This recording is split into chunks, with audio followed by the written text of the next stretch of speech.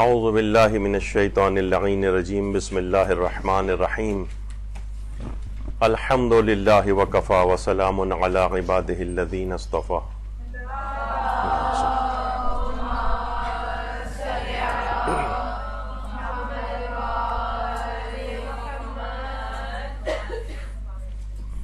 آج کل اور بلکہ کافی عرصے ہی سے ایک وبا سوشل میڈیا پہ بھی اور ہمارے ٹی وی پر بھی ایک وبائی شکل ایک چیز اختیار کر گئی ہے کہ خواہ چائے کا اشتہار ہو تو اس میں رقص ہوگا، چاہے کھیل ہوں اس کے اندر رقص و سرور ہوگا، چاہے کسانوں کی کوئی کھاد یا اس سے ریلیٹڈ کوئی چیز ہوگی اس میں رقص ہو رہا ہوگا. یعنی کوئی چیز ایسی نہیں ہے کہ جس کے اندر یہ رقص و سرور اب شامل نہ ہو گیا. حتیٰ کہ یہ اتنی قابل تعریف چیز بن گئی کہ ہمارے ایک اعلیٰ ترین حکومتی عہدیدار ٹی وی پروگرام میں بھی فخر کیا. انہوں نے کہا کہ ماشاءاللہ میری بیٹی جو ہے بہت اچھا ڈانس کرتی ہے. تو اور ایسے افراد کو باقاعدہ سیلیبریٹی بنایا جاتا ہے، اس کو ٹی وی پہ لایا جاتا ہے. اور کوئی چیز کوئی شعبہ ایسا نہیں ہے، مثلا جو جتنی بھی بڑی بڑی کمپنیز ہیں آپ دیکھتی ہیں کہ موبائل فون کی تو خیر ان کا تو لگتا ہے کہ موبائل فون سے زیادہ وہ ترویج جو ہے وہ رقص و سرور کی جو ہے اس کے اندر دی جا رہی ہوتی ہے. یعنی کوئی اشتہار کوئی چیز ایسی نہیں کہ جس کے اندر رقص کو شامل نہ کر دیا گیا ہو. حتیٰ کہ اس میں ابھی آگے چل کر ہم ذکر کریں گے اس کا کہ بزرگ افراد کا وقار اور وہ سب بھی ختم ہے. بوڑھا اور بوڑھی جو ہیں وہ بھی مثلا ڈانس کرتے دکھائی دے رہے ہیں، اور شادیوں میں ٹرینڈ چل گیا ہے کہ اب دولہا دلہن بھی ڈانس کرنے لگے ہیں. یعنی عفت و وقار اور ایک مومن کا جو عزت ہے اس کو گویا ایک لحاظ سے جنازہ نکال دیا گیا ہے. تو تفصیل ابھی آگے چل کر اس کے فقہی احکام پر ہماری گفتگو ہوگی اور اخلاقی اعتبار سے بھی اس کے کیا مفاسد ہیں اس پر گفتگو آگے بڑھے گی. تو یہ اس قسم کی چیزیں شامل ہو گئیں. تو یہ ایک عجیب ایک نفسانی ایک ہیجان کی اس کے اندر ایک کیفیت ہوتی ہے جس میں انسان شائستگی کی تمام حدود جو ہے وہ کراس کر جاتا ہے. حتیٰ کہ اسکولز ہمارے اس سے بچے ہوئے نہیں. اسکولز کے اندر ہونے لگا ہے بہت سے اسکولز ایسے ہیں جہاں ڈانس کلاسز جو ہیں اس کا بھی سننے میں آ رہا ہے کہ وہاں پر بھی یہ چیزیں شروع ہو گئیں. یا مثلاً جو قومی دن وغیرہ ہوتے ہیں اس کی مناسبت سے، یا بھی فی الحال جو ہے بہت سی جگہوں پہ یہ جو علاقائی ٹائپ کے رقص ہیں وہ بچوں کو اس طرح سے، تو ان کا شروع ہی سے جو اس طرح سے لوگوں کے سامنے کرے آپ خود سمجھ سکتی ہیں. تھوڑے سے اور بڑے بچے ہو جاتے ہیں تو ان کے اسکولز کے اندر اس طرح سے رقص و سرور، گانے بجانے اور ناچنے وغیرہ کی یہ سب چیزیں ہونا شروع ہو گئیں. اور صرف یہی نہیں بلکہ کچھ کیفیت اس کی کچھ اسلامی لحاظ سے بھی چیزوں کی ہونے لگی کہ مثلا بہت سے ابھی آپ آگے چل کر صوفیہ کے حوالے سے بھی بہت سی چیزیں آپ دیکھیں گے. حتیٰ کہ باپردہ خواتین کے اعتبار سے دیکھیے یہ بھی ان لوگوں کا ایک خاص وہ ہے کہ کیا ہو گیا، ٹھیک ہے کہ باحجاب خواتین کی بھی ایک بہت بڑی تعداد ہے تو ان کو بھی جو ہے انٹرٹینمنٹ کا حق ہے، تو یہ کیوں نہیں یہ سب کچھ نہیں کر سکتی. تو انہوں نے کہا کوئی بات نہیں، آپ باحجاب رہیے لیکن اس کے ساتھ بھی سب چیزیں ہو سکتی ہیں. یعنی آپ کو ایک راہ دکھائی گئی. تو یہ سب چیزیں باطل بہت تیز رفتاری کے ساتھ کام کر رہا ہے، اور یہاں پر ایک لفظ بھی ان چیزوں کے متعلق نہیں کہا جاتا. تو یہ بہت بڑا ایک المیہ ہے. اور پھر اسلامی لحاظ سے، ثقافتی لحاظ سے، کچھ پرانے ٹریڈیشنل لحاظ سے ان چیزوں کو پروموٹ کیا جاتا ہے. اور اب میں نے جیسے کہا کہ دینی حوالے سے بھی چیزیں کہ دف ہاتھ میں کوئی بھی شخص پکڑ لیتا ہے اور اس میں رقص کرتے ہوئے کوئی بھی نعت پڑھ رہا ہے، کچھ کر رہا ہے، یہ بھی اب چیزیں بہت رائج ہو گئی ہیں. اور مساجد کے اندر بھی اس طرح کی بہت سارے، ہمارے تو نہیں البتہ دیگر مکاتب کے اندر کہ صوفیانہ قسم کا جو ہے وہ رقص وہ شروع ہو گیا اس کے اندر. اور باقاعدہ اگر آپ سرچ ہی کریں تو بے تحاشا چیزیں ہیں. یا مثلاً اگر کوئی اس کو گوگل کرنا چاہے یا یوٹیوب پہ مثلا کرنٹ مولوی لکھ کے ہی کرے تو بے شمار اس طرح کی چیزیں اس کے اندر نکل کے آئیں گی جو تقریباً ایک رقص و سرور کی سی کیفیت اس کے اندر ہو جاتی.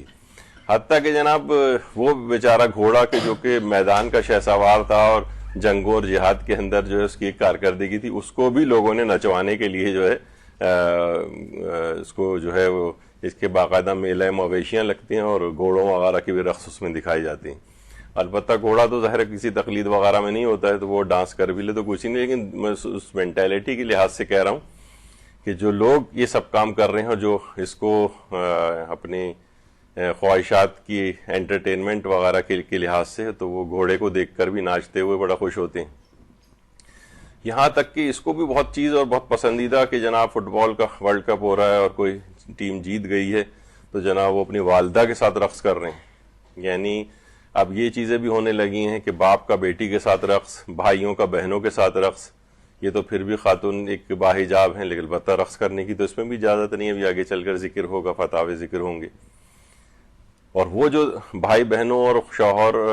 بیوی تو رہی ایک طرف والی بات, وہ اس پہ ڈسکس کریں گے, لیکن باپ اور بیٹی, بھائی اور بہنوں کے رقص, اور وہ بھی انتہائی نامناسب قسم کے لباسوں میں, جیسا کہ لوگ بتاتے ہیں, تو سوچے کہ وہ تو حرمت کی کتنی انتہا کے اوپر ہوں گی. اور ایک اتنا بڑا گناہ جو کہ مجموعہ گناہان ہے,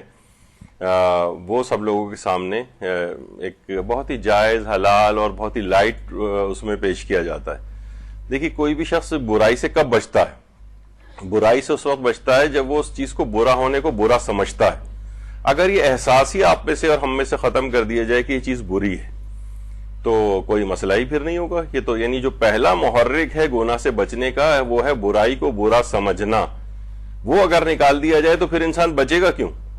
یعنی یہ والی چیز یہ پیدا کرتے ہیں. اور اب خاص طور پر اگر آپ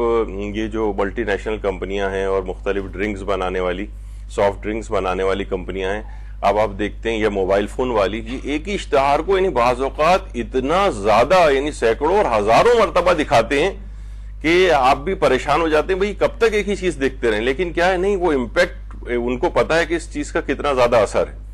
ورنہ آپ کوئی بھی اشتہار 1 2 3 4 دفعہ کے بعد آدمی بیزار ہو جاتا ہے, لیکن وہ ایسا رقص و سرور اور اس میں اتنا گلیمرائز کر کے اس کو پیش کرتے ہیں کہ انسان بار بار دیکھتا ہے اور کوئی کسی کو پریشانی نہیں ہوتی. اچھا, اب یہاں پر ایک چیز ذکر کر دی جائے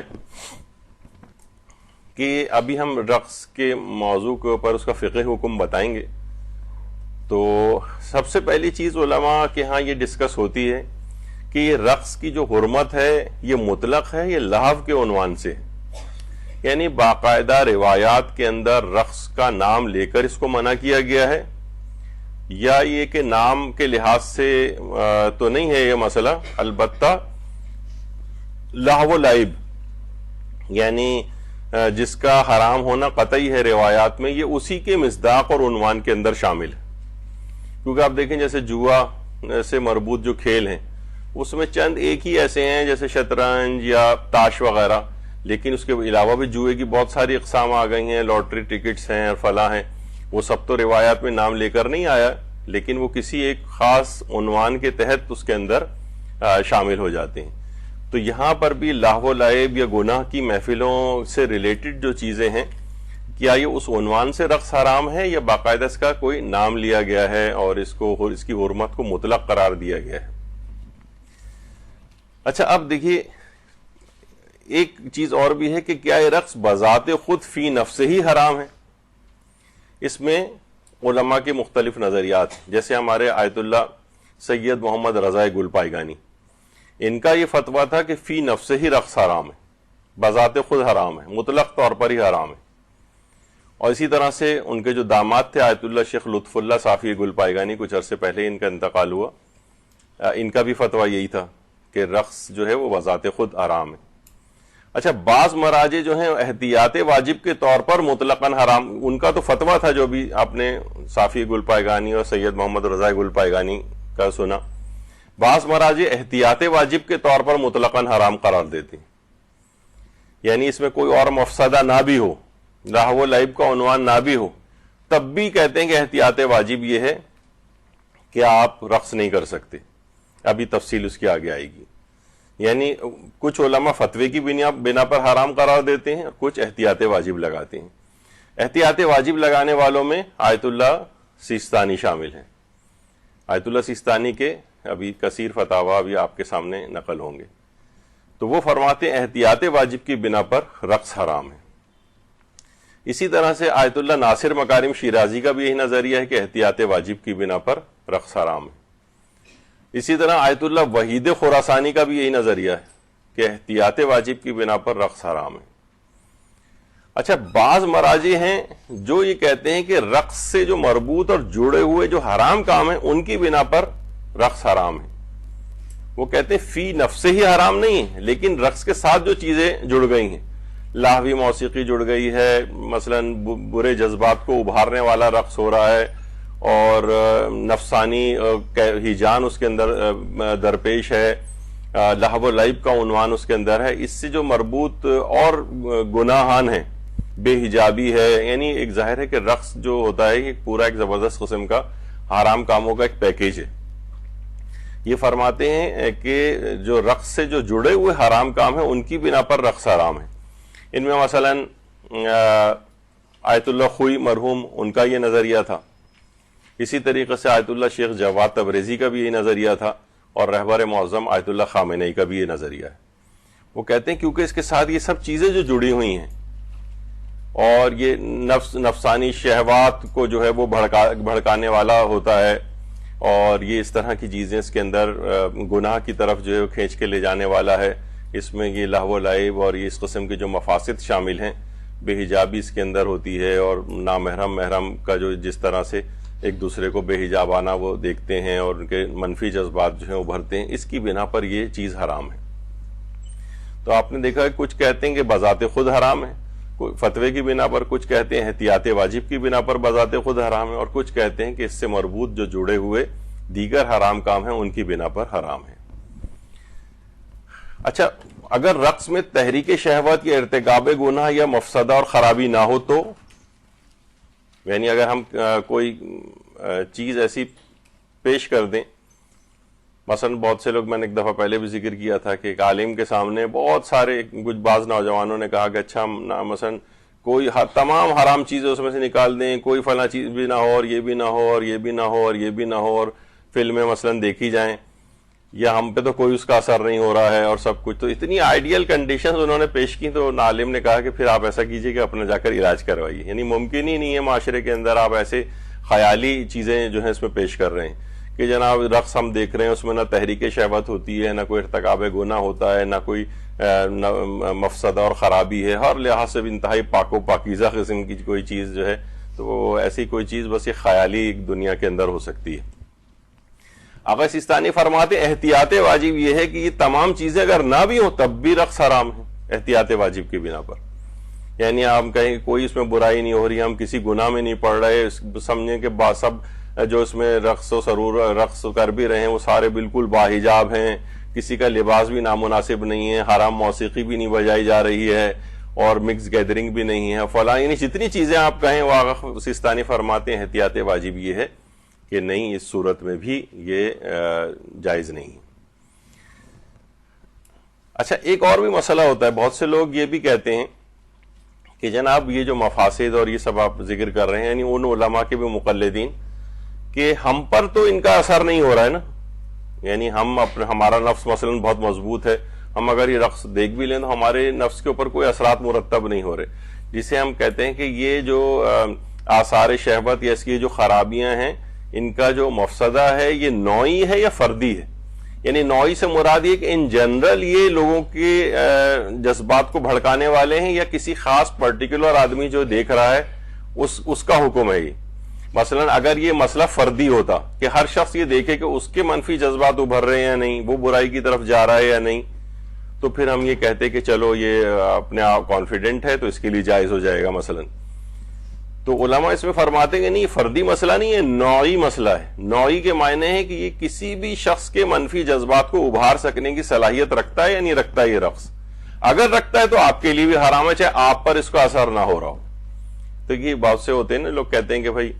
شراب حرام ہے کیونکہ اس میں مثلا نشہ ہوتا ہے، وہ کہتے ہیں کہ مثلا جو عادی شرابی ہیں وہ اگر ایک آدھ گلاس بھی پی لیں تو ان کے اوپر کوئی نشہ نہیں ہوتا، وہ نارمل ڈیلی ایکٹیویٹیز کرتے ہیں۔ تو وہاں بھی یہ مسئلہ فردی مسئلہ نہیں ہے، نوعی مسئلہ ہے۔ تو یعنی نوع کے اعتبار سے، اپنی یعنی صلاحیت کے اعتبار سے جو شراب جو ہے وہ نشہ آور ہے، تو چاہے کسی کے اوپر عادی شرابی اس کے اوپر نشہ اثر نہیں کر رہا ہے تب بھی اس کے لیے حرام رہے گی۔ تو اسی طرح سے یہاں پہ جو مسئلہ ہے کہ ہو سکتا ہے کوئی یہ کہے کہ نہیں مجھ پر تو اس ڈانس کو دیکھنے کا کوئی بھی اثر نہیں ہو رہا ہے، جیسے اکثر لوگ کہتے ہیں بھائی ہم بیٹھے ہیں ٹی وی میں اشتہار آ رہا ہے، ڈانس ہو رہا ہے، اگر دیکھ بھی لیں ہم پہ کوئی فی الحال اثر نہیں ہو رہا. نہیں، یہ دیکھا جائے گا کہ نوعی طور پر یہ ہیجان آور ہے یا نہیں ہے. اگر یہ ہیجان آور ہے اور ہوتا ہے تو پھر جو ہے ظاہر ہے کہ اس کو دیکھنا جائز نہیں رہے گا. یعنی یہ فردی مسئلہ نہیں کہ ہم پر فی الحال اس کا اثر نہیں ہو رہا ہے. اسی طرح سے دیکھیے کہا جاتا ہے کہ یعنی جو ابھی آیا ہے چیز کی آخر یہ رقص حرام کیوں ہے، کیوں ہے حرام. ابھی اس کے بہت سارے فائدے بھی آپ کو میں بتاؤں گا رقص کے. تو لوگ کہیں گے دیکھیے، اور لوگ پیش بھی کرتے ہیں، ابھی آگے چل کر ہم ذکر کریں گے. تو اتنے فائدے ہونے کے باوجود کیوں اسے حرام قرار دیا گیا؟ اس کے دلائل کیا ہیں حرمت رقص کے؟ کیونکہ جب بھی یہ چیز بیان ہوتی ہے تو فنون لطیفہ کے بہت سارے ماہرین اس میں ٹپک پڑتے ہیں اور وہ کہتے ہیں کہ نہیں دیکھیے اس کی یہ فائدے ہیں، سب کچھ ہے، یہ تو آپ کے دماغ کا خلل ہے، مثلا کہ آپ اس کی فلاں چیز کو وہ کر رہے ہیں، ورنہ تو یہ بہت اچھی چیز ہے جسم میں انسانی کے لیے. تو بہرحال دلائل حرمت رقص کیا ہیں؟ تو وہ علماء کے جو کہ اس کو مطلق طور پر روایت کی بنا پر حرام قرار دیتے ہیں، وہ فرماتے ہیں کہ رسول اللہ صلی اللہ علیہ وآلہ وسلم صلی اللہ علیہ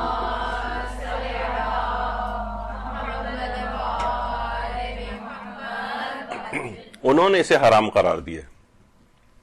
سکونی کی ایک روایت ہے جسے روایت سکونی و نوفلی کہا جاتا ہے. اس میں، اور وہ روایت الکافی میں محمد ابن یعقوب کلینی نے لکھی، اور علی ابن ابراہیم نے اپنے والد سے، اور انہوں نے نوفلی سے، انہوں نے سکونی سے، اور انہوں نے چھٹے امام سے کہا کہ انہوں نے فرمایا کہ پیغمبر اسلام قال رسول اللہ صلی اللہ علیہ وآلہ صلی علی محمد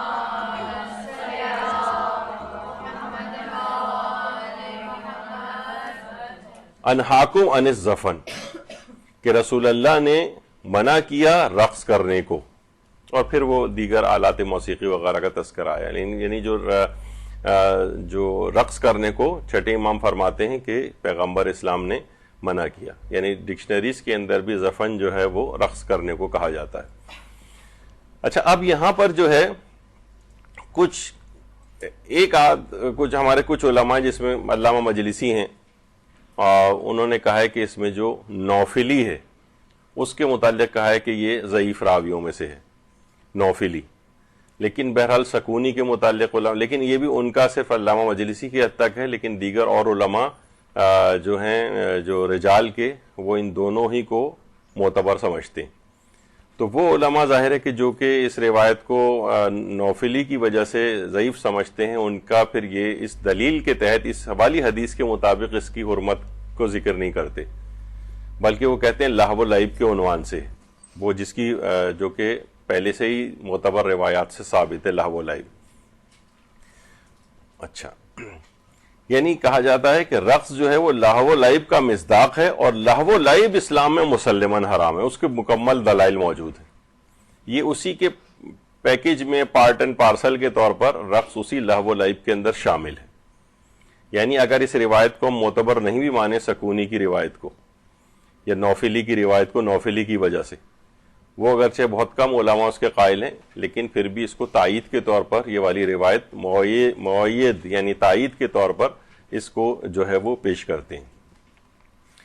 اچھا دیکھیے، رقص جو ہے یہ اخلاقی فساد کا باعث تو ہے. یعنی کسی کے بھی سامنے، کسی بھی نوجوان کے سامنے سب کچھ ہو رہا ہے تو اس کے منفی جذبات ابھرتے ہیں، اور اخلاقی فساد کا باعث تو یہ ہے. اور رقص جو ہے وہ شرم و حیا کو بھی ختم کرتا ہے، شرم و حیا. اب دیکھیں، آپ فیملیز بیٹھی ہوئی ہیں، پروگرام حتیٰ کہ کھیل بھی کیوں نہیں آ رہے ہیں تو اس کے اندر بھی مثلا چوکا چھکا بھی لگے گا تو اس کے بعد آپ کو رقص دیکھنے پڑیں گے، فوری طور پر رقص آ جائیں گے اس کے اندر. آپ اس لحاظ سے اب کبھی ٹی وی کو دیکھیے گا آپ کہ کوئی اشتہار ایسا نہیں جس میں رقص نہ ہو، کوئی چیز کھیل ایسا نہیں جس میں رقص نہ ہو، کوئی مارننگ شو ایسا نہیں ہے کہ اس کے اندر اب رقص نہ آنے لگے ہوں. تو یہ شرم و حیا کو بالکل ختم کر دیتا ہے، اور سب فیملیز محرم جو ہے مقدس رشتے بھی بیٹھ کے دیکھ رہے ہیں. ان کے انتہائی نامناسب لباس، جسمانی مووز اور یہ سب کچھ جو ہیں، یہ سب حرام یعنی منفی جذبات کو ابھارنے والے ہیں. تو یہ رقص جو ہے شرم و حیا کو بھی ختم کر دیتا ہے. تو یہ سب چیزیں انتہائی اس طرح کی ہیں، اور آثار شہوت اور غرائز اس کے اندر جو ہے وہ ظاہر ہوتے ہیں. پھر آگے چل کر اور اس کے اندر یہ یعنی خالی صرف یہیں کی حد تک نہیں رہتا، جب منفی جذبات بھڑکتے ہیں تو پھر دیگر حرام کاموں کی طرف جاتا ہے. تو یہ ایک سیریز ہے. جب ہی دیکھیے قرآن نے بھی یہ کہا کہ وَلَا تَقْرَبُوا الزِّنَا إِنَّهُ كَانَ فَاحِشَةً وَسَاءَ سَبِيلًا، یعنی اس کے قریب بھی نہ جاؤ. یعنی قریب جانے میں علماء نے کہا کہ اصل میں یہ مراحل کے لحاظ سے ہوتا ہے. پہلے تو مثلا انسان صرف نگاہ سادی ڈالتا ہے، پھر اس کے بعد جو ہے وہ غرمت اس کے اندر آ جاتی ہے، منفی جذبات پیدا ہوتے ہیں، پھر اور دوستیاں یاریاں لگتی ہیں، پھر لمس اور فلاں، اور اس طرح ہوتے ہوتے انتہائی حرام کی طرف چلا جاتا ہے انسان. تو اس کو پہلے ہی مرحلے میں روک دینا چاہیے. تو رقص بھی جو ابتدائی مرحلہ ہے، اس کے بعد اور مراحل اس کے بعد جو ہے وہ آگے بڑھتے ہیں اور حرام کاموں کی طرف انسان جاتا ہے. اچھا دیکھیے، ایک چیز ہوتی ہے طرب، ایک ہے لہو و لعب، محفل لہو و لعب. طرب اصل میں کم عقلی کی ایک حالت کو کہا جاتا ہے کہ انسان اس وقت ایک ایسی ہیجانی کیفیت کے اندر ہوتا ہے. اور آپ دیکھیں کہ شادیوں کے اندر وہ جو ناچ گانا اور یہ سب ناچ جو شروع ہو جاتا ہے، ڈانس شروع ہو جاتا ہے، یہ اس وقت انسان ایک کم عقلی کی کیفیت کے اندر جاتا ہے. طرب جبھی بہت سے غنا اور موسیقی کے لحاظ سے مثلا امام خمینی کا نظریہ تھا کہ تربیہ موسیقی حرام ہے. تربیہ موسیقی، تربیہ سے مراد وہی جو کم عقلی کی کیفیت ہو جاتی ہے، ایسی موسیقی بجائی جا رہی ہے کہ جو لہو و لعب اور اس سے مناسبت رکھتی ہے، اور انسان ایک کم عقلی کی سی کیفیت میں جاتا ہے اور بڑا وجد میں آ جاتا ہے اور اس کا دماغ ذرا بے قابو ہونے لگتا ہے. تو یہ کم عقلی کی کیفیت ہے.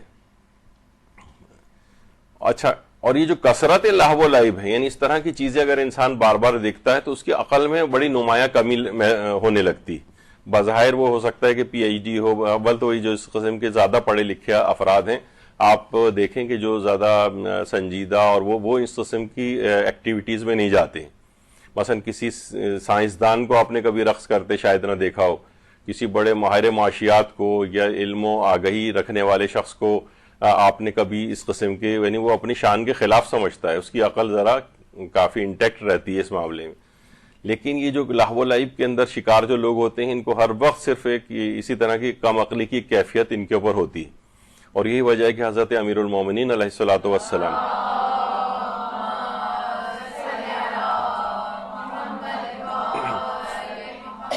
انہوں نے بھی یہ بات فرمائی کہ من کثر لہوہ قل عقلہ، یعنی جو کثرت کے ساتھ لہو و لعب کے اندر پڑا رہے گا تو اس کی عقل کم ہونے لگے گی. تو یہ ہمیں مظاہر اس کے اندر دیکھنے میں آتے ہیں. اور یہی وجہ ہے کہ یہ جو افلاطون تھا،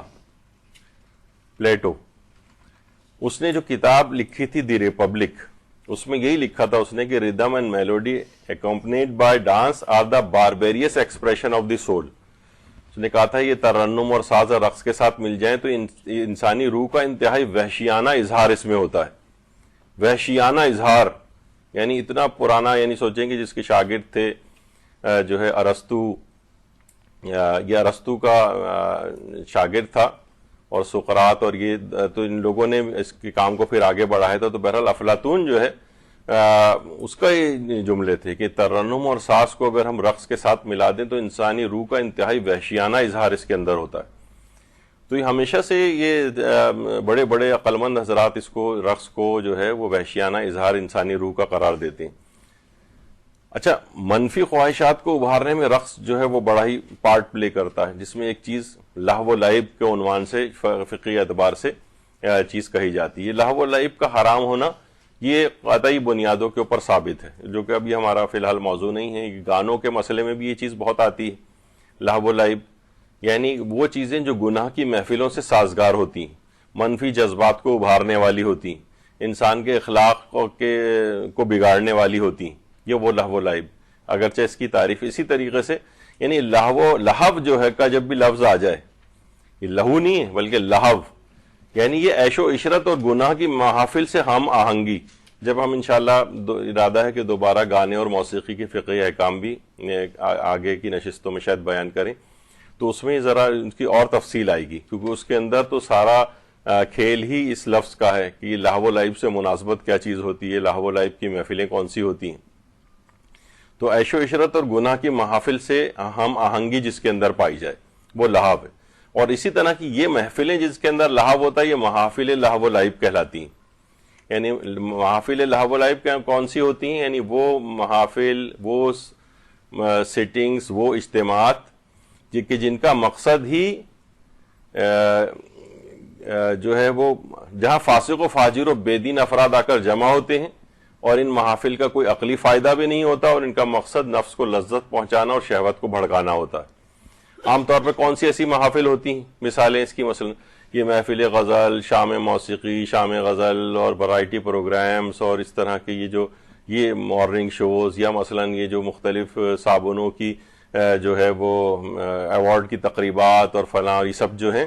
یہ کیا ہیں؟ یہ محافل لہو و لعب کی مثالیں. یعنی اس کے اندر فاسق و فاجر و بے دین اشخاص جمع ہوتے ہیں، چاہے وہ کتنے ہی بڑے اچھے لباسوں کے اندر اور بڑے اس کا بعض اوقات تو اس کا تلاوت قرآن سے اس کا افتتاح بھی ہوتا ہے ایسی محافل کا،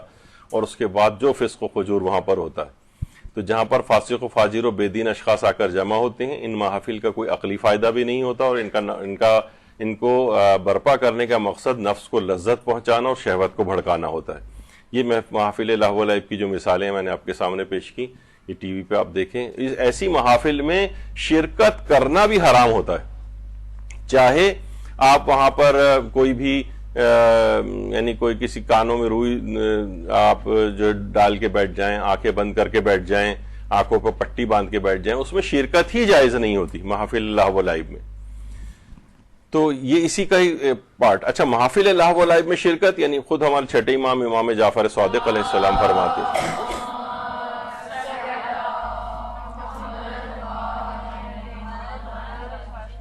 کہ مومن کے لیے مناسب نہیں ہے کہ وہ ایسی محفل میں بیٹھے کہ اہل محفل خدا کی نافرمانی کر رہے ہوں اور وہ خود اس محفل کو تبدیل کرنے کی صلاحیت نہیں رکھتا ہو. یعنی آپ کچھ کر نہیں سکتے وہاں جا کر، تو آپ کو ایسی جگہ پر بیٹھنا بھی نہیں چاہیے. بعض ہماری شادی اور بیاہ کی محافل، بعض برتھ ڈیز، بعض سالگرہیں اور بعض اس طرح کی جو اور چیزیں، تقریبات، مہندی، مانجے وغیرہ کی، یہ محافل لہو و لعب میں تبدیل ہو جاتی ہیں. تو مومن کے لیے مناسب نہیں ہے. آپ کہیں کہ نہیں میں ٹھیک ہے میں ادھر کونے میں بیٹھ جاتی ہوں وغیرہ، یا یعنی آپ اس جگہ کے اوپر ہی نہ کوشش کریں کہ نہ رہیں. آپ کے لیے مناسب نہیں کہ وہاں اہل محفل خدا کی نافرمانی کر رہے ہوں اور آپ میں ان کو بدلنے کی صلاحیت بھی نہیں، آپ انہیں روک بھی نہیں سکتے اور آپ اسی کا پارٹ بنے ہوئے اس محفل کے. تو اور یہ بھی قرآن کی آیات میں سے سورہ نور کی کہ ان الذین یحبون ان تشیع الفاحشۃ فی الذین آمنوا لہم عذاب علیم فی الدنیا والآخرہ.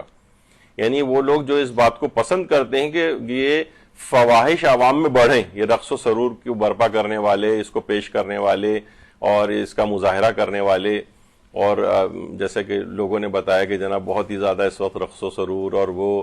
کوئی ویڈیو وائرل ہوئی ہے جس کے نتیجے میں جو ہے وہ ہر آدمی جو ہے وہ یعنی اب اور زیادہ اس کو پروموٹ کرنے والی چیزیں جو ہیں وہ ہو رہی ہیں. تو جو بھی حتیٰ کہ اس کو فارورڈ بھی اگر کوئی کرے گا تو وہ تشیع الفاحشہ کے اندر آئے گا. آپ یہ فواحش کو فروغ دے رہے ہیں، آپ ایک دوسرے کو بھی کیوں بھیج رہے ہیں یہ چیزیں؟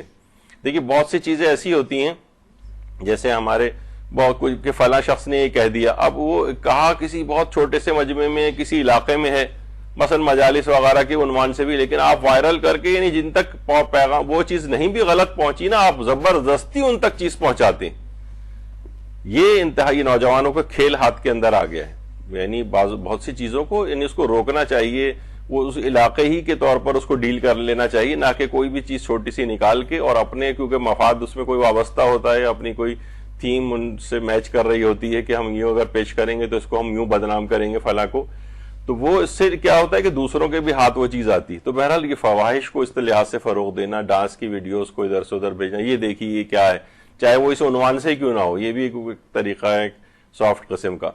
تو بہرحال تو ان کے لیے کیا ہے، لہم عذاب علیم فی الدنیا والآخرہ، دنیا اور آخرت کا ایک خطرناک دن. پروردگار قرآن کے اندر کہہ رہا ہے کہ ہم ان کو دنیا اور آخرت دونوں کے اندر عذاب علیم دیں گے. تو یعنی یہ کوئی چھوٹی چیز نہیں ہے. لوگ سوچتے ہیں کہ بس ہم ٹھیک ہے ادھر سے ادھر فارورڈ ہی تو کر رہے ہیں، نہیں، آپ پورے حصے دار بن رہے ہیں اس میں. تو اس کے اندر وہی آتی ہے کہ یہ کم عقلی کی دلیل ہے کہ جو شخص جتنا بھی لہو کے اندر گرفتار ہوتا ہے، حضرت امیر فرماتے ہیں کہ اس کی عقل کم ہونے لگتی ہے. دیکھیے رقص و موسیقی میں عوام کی انتہائی دلچسپی کی کیا وجہ ہے؟ اس کی وجہ یہی ہے کہ اس کے اندر سفلی جذبات جو ہیں وہ اس میں اس کو فروغ ہوتا ہے، یعنی وہ ان کے ابھرتے ہیں. آپ دیکھیں جو کہیں رقص و سرور کی ڈانس کی اگر محفل کہیں اعلان ہو جائے، دیکھیں کیسے وہاں ٹکٹس جو ہے فروخت ہوتے ہیں اور بیٹھنے کی بھی جگہ نہیں، وہاں نوجوان پاگل ہوئے ہوتے ہیں. اور کوئی اور دینی کوئی یا انسانی روح یا کوئی پاکیزہ چیز کے لیے آپ کسی جگہ کی بھی جگہ دیکھیں تو آپ کو وہاں ایسا کہیں پہ بھی رش نظر نہیں آئے گا. تو رقص و موسیقی میں عوام کی انتہائی دلچسپی کی وجہ یہی ہے کہ اس کے اندر سفلی جذبات، یعنی یہ دلیل ہے اس بات کی کہ یہ کوئی پاکیزہ چیز نہیں ہے، ورنہ پاکیزہ چیزوں کے اندر عوام کی ایسی کوئی دلچسپی نہیں ہوتی، چاہے اس کو آپ کتنی ہی شوگر کوٹیڈ یا ملمہ سازی اس کے اوپر کریں. تو عوام جو ہے وہ اچھا اس کو ایسی محافل کو بڑا ترتیب دیا جاتا ہے، اس میں رنگ و روشنی اور یہ اور اس کو یعنی بڑھاوا دینے کے لیے ہر وہ چیز، اس میں گلیمر پیدا کرنے کے لیے ایسی ایسی چیزیں جو ہیں پیش کی جاتی ہیں کہ آدمی اٹریکٹ ہو کر آئے. ہمارے یہاں دیکھیں، ہم ظاہر ہے اس لحاظ سے تو نہیں کہیں گے کہ منفی چیزوں کے اعتبار سے دینی پروگراموں کے اندر جو ہے وہ اس طرح کی چیزوں، لیکن اس کو بہتر انداز میں تو پریزنٹیبل تو کیا جائے کم سے کم. ہمارے یہاں چیزوں کا کیا ہوتا ہے کہ یعنی پریزنٹیبل یعنی لوگ اپیل نہیں کر رہی ہوتی چیزوں کو، اور ہم کہتے ہیں دیکھیے لوگ آ نہیں رہے ہیں اس میں، تو پریزنٹیبل ہو، لیکن یہ ظاہر ہے کہ لاہوی یا حرام انداز سے پریزنٹیشن نہ ہو جیسے کہ وہ لوگ کرتے ہیں. لیکن وہ برائی کی چیزوں کے لیے کتنی محنت کرتے ہیں، جب آپ یہ دیکھیں کہ برائی کی چیزوں کے لیے کتنی محنت ہوتی ہے، کتنی چیزوں کا خیال رکھا جاتا ہے. اور یہاں پر جو نیکی کی چیزیں اس میں بیچارہ کوئی بھی آدمی آتا ہے، وہ اپنے دماغ سے کچھ کر رہا ہوتا ہے، اپیل کرے نہیں کرے، لوگوں کی دلچسپی بھی نہیں اس میں ہوتی ہے. بچوں کا اگر مثلا کسی جگہ مدرسہ ہے، ان کے بچوں کے لحاظ سے الگ اپیلنگ ان کی چیزیں ہوتی ہیں، ان کو آڈیو ویژولز چیزیں اچھی اچھی ڈھونڈ کے دکھانی چاہیے، لیکن وہ پرانے ٹریڈیشنل اسٹائل کے اوپر یعنی روکھے پھیکے انداز میں ان کو پڑھایا جاتا ہے، تو ان کی دلچسپی نہیں ہو پاتی اس کے اندر. دیکھیے رقص جو ہے اس کی تعریف کیا ہے، تعریف کیا ہے. دیکھیے ویسے تو رقص کو کہا جاتا ہے کہ جناب یہ اعضا کی شاعری ہے، یہ بہت سے اچھے اچھے الفاظ اس کے اندر جو ہے نا استعمال کیے گئے.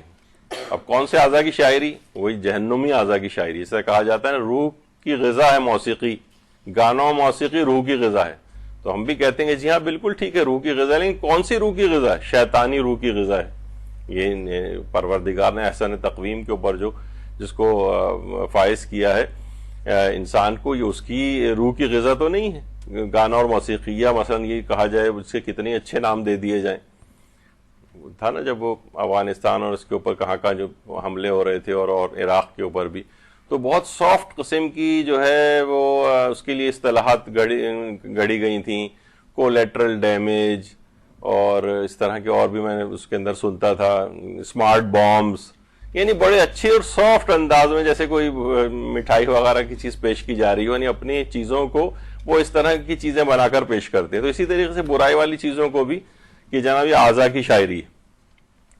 ہاں پہلے یہ بتا دوں، دیکھیے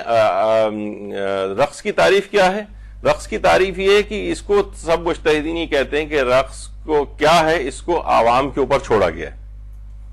یعنی عوام جسے کہہ دے کہ یہ رقص ہے، یہ تو ڈانس ہے، تو بس یہ حرمت کا حکم، احتیاط واجب فتویٰ جو بھی ہے آپ کا مجتہد جو بتا رہا ہوتا ہے اس کے مطابق آتا ہے. اس میں بہت ساری چیزیں حل ہوں گی آپ کی، ابھی آگے چل کر ہم ذکر کریں گے کہ یہ والی جو تعریف ہے نا، جسے عرف ڈانس قرار دے، عرف جسے رقص قرار دے. مثلا کوئی شخص ہے ویسے ہی مثلا زمین کے اوپر اچھل رہا ہے اوپر سے نیچے، یعنی تو لوگ اکیلا آدمی ایسا کر رہا ہو جس طرح وہ باؤنسنگ والی کسی چیز کے اوپر انسان اچھلتا ہے، تو لوگ یہ نہیں کہیں گے کہ ڈانس کر رہا ہے، حالانکہ اس میں بھی تقریباً ویسے ہی ہے. یعنی اس میں ڈانس میں بہت کوآرڈینیٹڈ قسم کی موومنٹس ہوتی ہیں جسم کے پارٹس کی.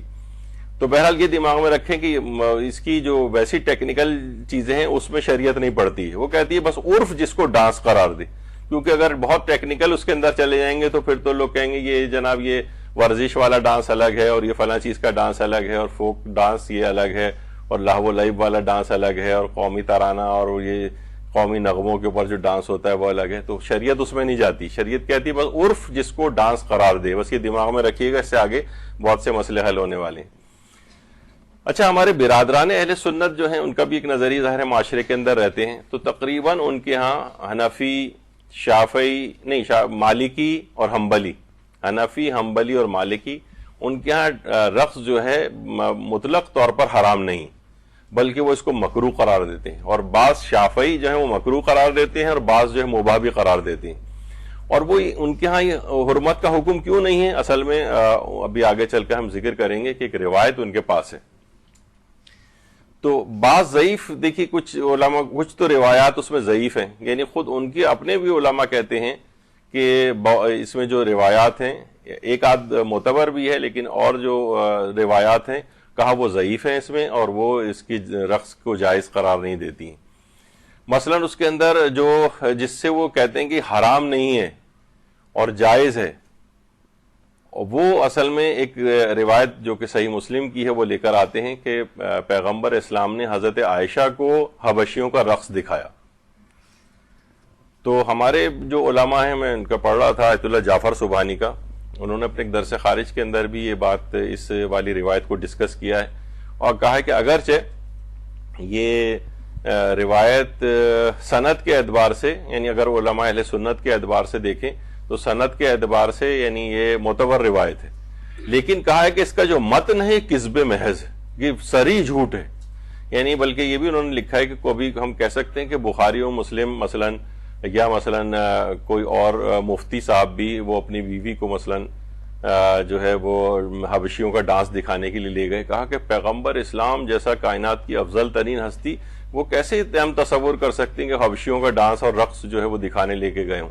اچھا، بعض علماء اہل سنت نے اس کی اور تفصیلات بھی بیان کی ہیں کہ نہیں، یہ اس طرح کا ڈانس نہیں تھا، بلکہ نیزوں کے ذریعے جو جنگی فنون اور حرب ہوتے ہیں وہ لے کے ہاتھوں میں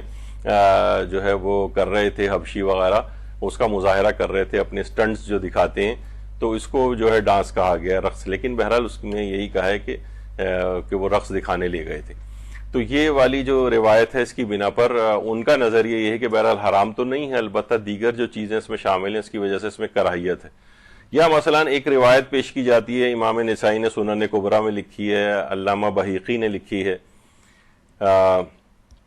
تو اس کے اندر یہ ہے کہ ایک روایت ہے، میں پڑھ دیتا ہوں، البتہ اس کی بھی سند کو انہوں نے یہی کہا ہے، لیکن یہ چیزیں پیش کی جاتی ہیں، آپ عام معاشرے میں رہتی ہیں، اس وجہ سے یہ بات ہم کر رہے ہیں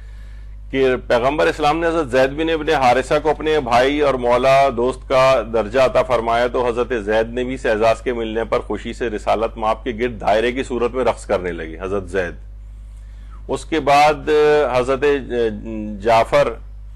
ابن ابی طالب، وہ رسول اللہ کو اعزاز بخشتے ہوئے رسول اللہ نے ان کو فرمایا تھا، حضرت جعفر کو، تم خلق اور خلق میں میری شبیہ ہو۔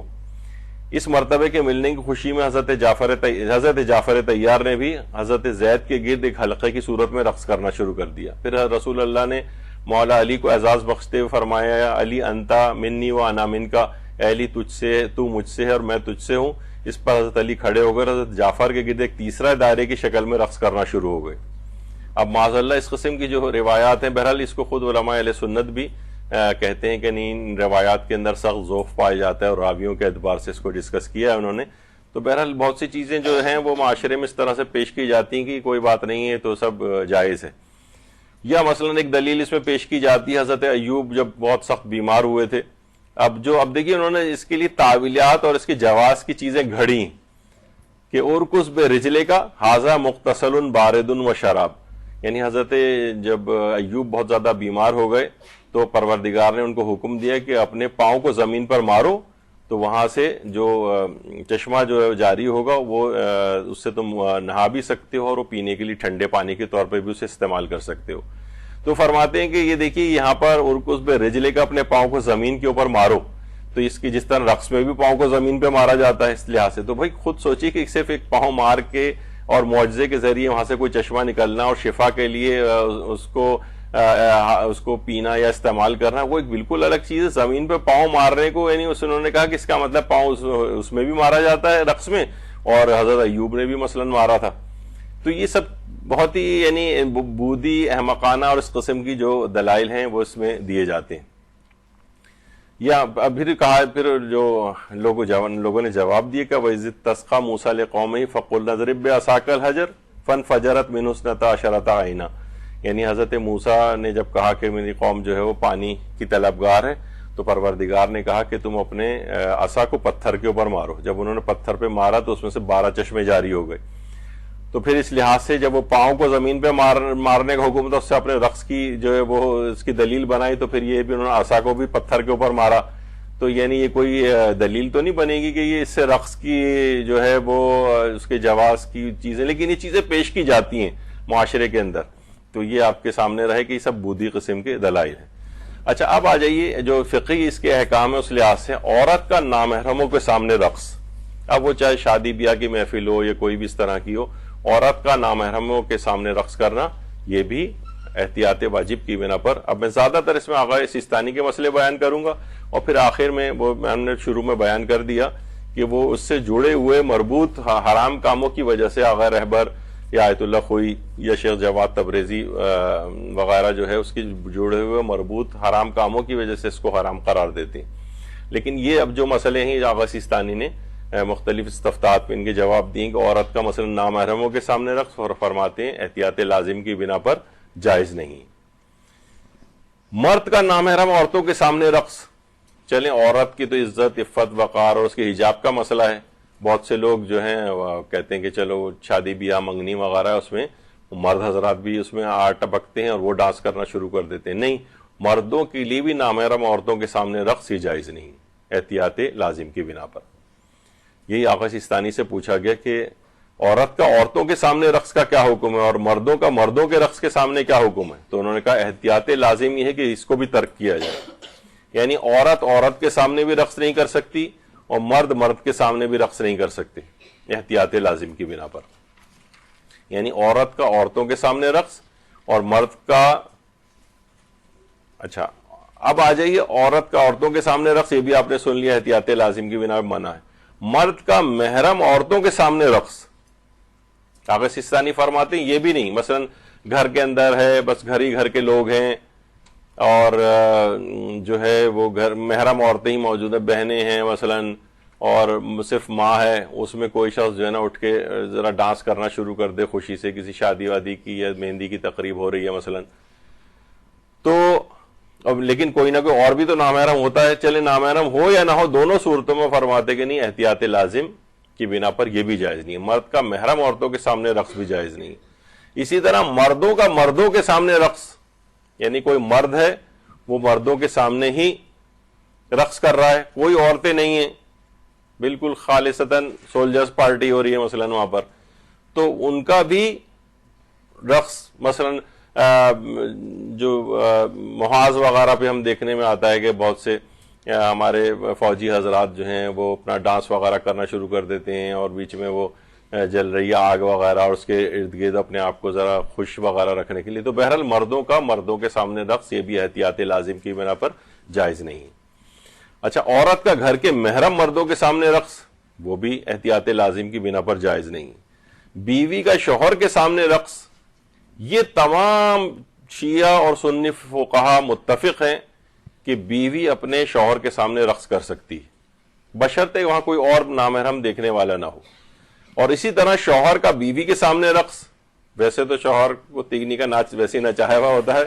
لیکن بہرحال یہ کہ وہ اگر کوئی رقص، کچھ علماء نے البتہ کہا ہے کہ اس کی وقار اور اس کے خلاف ہے کہ اس قسم کا کرے، لیکن بہرحال سب لوگ یعنی اس میں کوئی استثناء بھی نہیں، سارے کے سارے شوہر و بیوی والے مسئلے کے اندر وہ کہتے ہیں کہ البتہ اس میں وہ احتیاطیں رہیں کہ دیگر کوئی اور حرام کام اس کے اندر نہ ٹپک پڑے، جیسے کہ ابھی آگے چل کر بھی ہم ذکر کریں گے،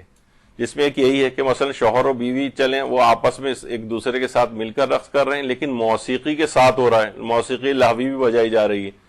تو اب موسیقی لہوی جو ہے وہ ایک حرام چیز اس کے اندر شامل ہو گئی، تو اس حرام کام کا گناہ ملے گا. اچھا اب ایک چیز اور بھی ہوتی ہے، لوگوں نے اس میں اور چیز بھی نکالی کہ مثلا عورت یا مرد اگر تنہائی میں رقص کر رہے ہوں، ایک تو ہے کہ مثلا یعنی اس کے معنی کہ عورت اکیلے کمرے میں ہے اور وہ تنہا رقص کر رہی ہے، مرد اکیلے کمرے میں اور تنہا رقص کر رہا ہے. اب تو یہاں کوئی برائی ورائی، کوئی نامحرم، کوئی حجاب، کوئی اور چیز شامل نہیں ہے. آغا سیستانی فرماتے ہیں احتیاط لازمی ہے کہ یہ بھی جائز نہیں،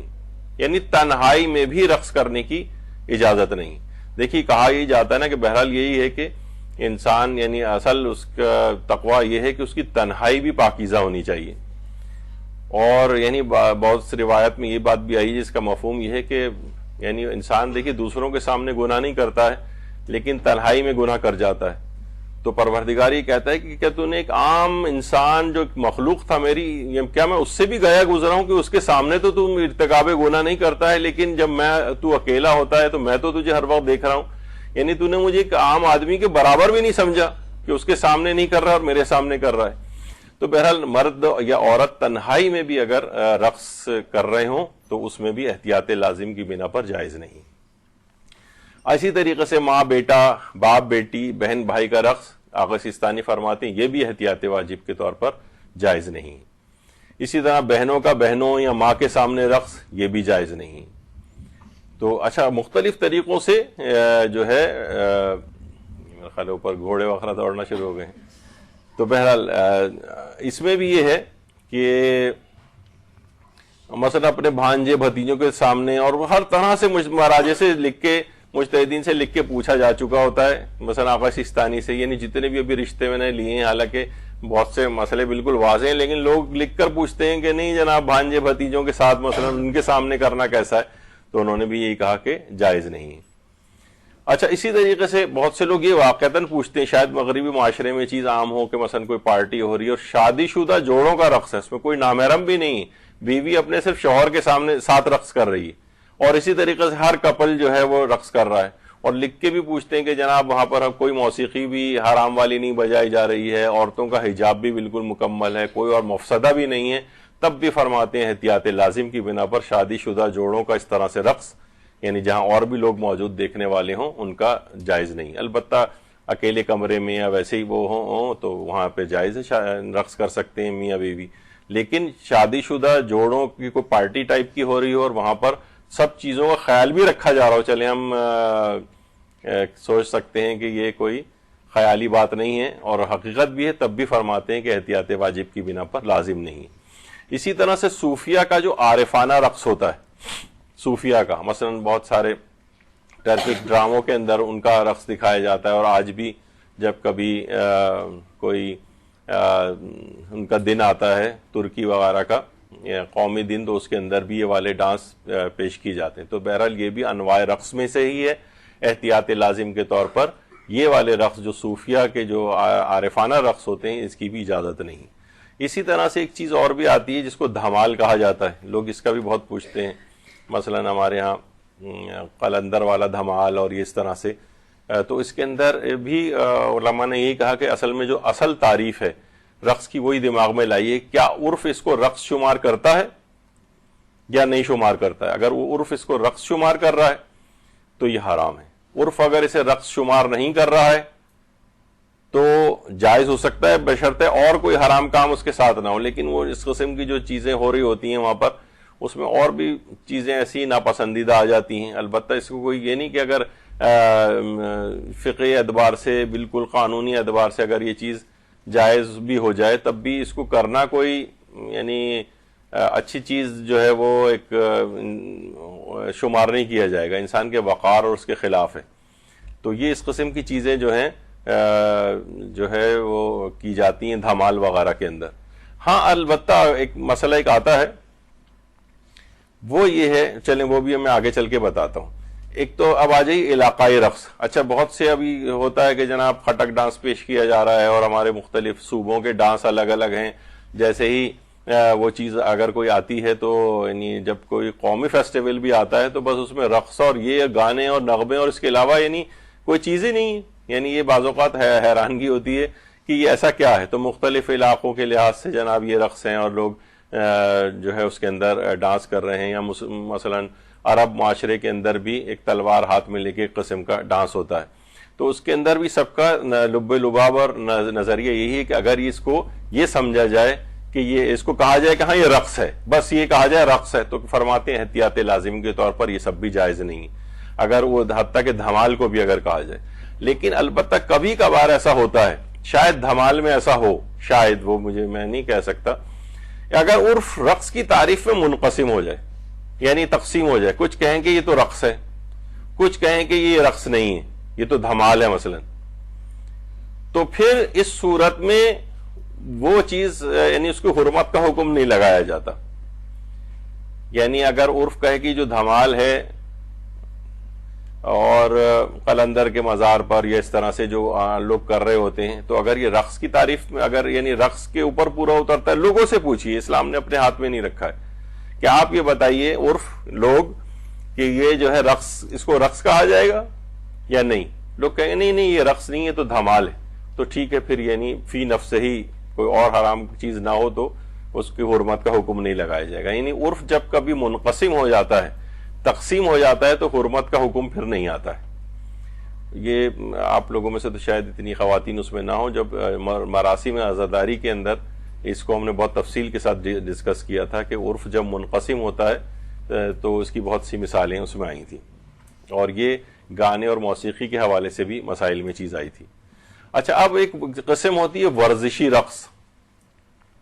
ورزشی رقص یعنی ورزش ہو رہی ہے جناب ایک، اور اس میں رقص والی کیفیت ہو رہی ہے، اور کہہ رہے ہیں کہ بھائی یہ تو ہم نا ایکسرسائز والا ڈانس کر رہے ہیں، ایروبکس کہہ لیں یا کسی بھی ورزش کے اعتبار سے۔ اچھا، کبھی یہ کھیلوں کے حصے کے طور پر ہوتا ہے یا کبھی ورزش کے حصے کے طور پر ہوتا ہے۔ اس میں بھی آقا سیستانی کا یہ نظریہ کہ احتیاط لازم کی بنا پر یہ والے ڈانس بھی جائز نہیں۔ بھائی صرف ورزش اسی پہ تو موقوف نہیں ہے نا، آپ جو ہے وہ عام ورزشی جو اور طریقے ہیں جنہیں رقص نہ کہا جائے ان کا انتخاب کیجیے۔ یہ تو نہیں کہ یہ خاص قسم کا جو ڈانس ہو رہا ہے اسی کے اندر ہی ورزش صرف ہوگی۔ تو وہ فرماتے نہیں، اگر اس پہ بھی رقص کا اطلاق ہوتا ہے تو وہ ڈانس یا اس کھیلوں کے حصے کے طور پر ہی کیوں نہ ہو، وہ بھی احتیاط لازم کے طور پر جائز نہیں۔ بہت سے ڈاکٹرز حضرات آج کل یہ مثلا ڈانس میڈیسن کے طور پر بھی ایک پوری ایک اصطلاح جو ہے وہ رائج ہو گئی ہے، اس پہ بھی وہاں پر کافی کام ہو رہا ہے کہ ڈاکٹر جسمانی صحت کے اعتبار سے اگر ڈانس کرنا تجویز کرے تو وہ فرماتے ہیں احتیاط لازم ہے کہ یہ بھی نہیں ہے، یعنی جائز۔ وجہ اس کی یہ کہ یعنی انسانی جسمانی اعتبار سے یعنی ورزش یا خاص قسم کی جو ورزشی چیزیں ہوتی ہیں وہ آپ ان کا انتخاب کریں، یا آپ لیبل اور نام بدل کے اس کو ایک لہوی طریقہ کار کو کیوں اختیار کر رہے ہیں؟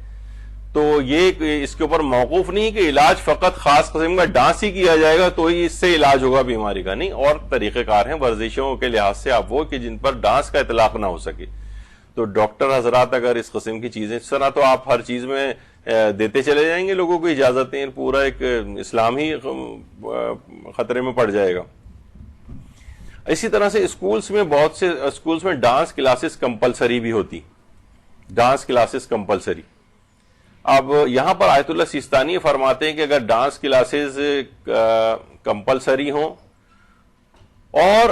آپ کو پیرنٹس کو اس کی اجازت دینا، اس میں ظاہر صرف ڈانس تو نہیں ہوتا، میوزک بھی ہوتا ہے اور ڈانس بھی اس کے اندر ہو رہا ہے، موسیقی بھی اس کے اندر ہو رہی ہے، گانا وانا بھی اس کے اندر ہو رہا ہے، اگر یہ کمپلسری ہو جائے تو فرماتے ہیں کہ اگر ایسا ہو رہا ہے معاشرے کے اندر اور یہ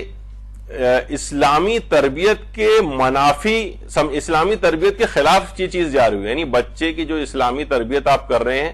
یہ چیزیں اس کی اجازت دینا یہ بالکل اس کے خلاف جا رہا ہو، یعنی بچے کی اسلامی تربیت جو آپ کر رہے ہیں اس کے برخلاف یہ چیز جا رہی ہو تو پھر تو فرماتے ہیں کہ جائز نہیں۔ اچھا، یہ نابالغ بچوں کے اعتبار سے،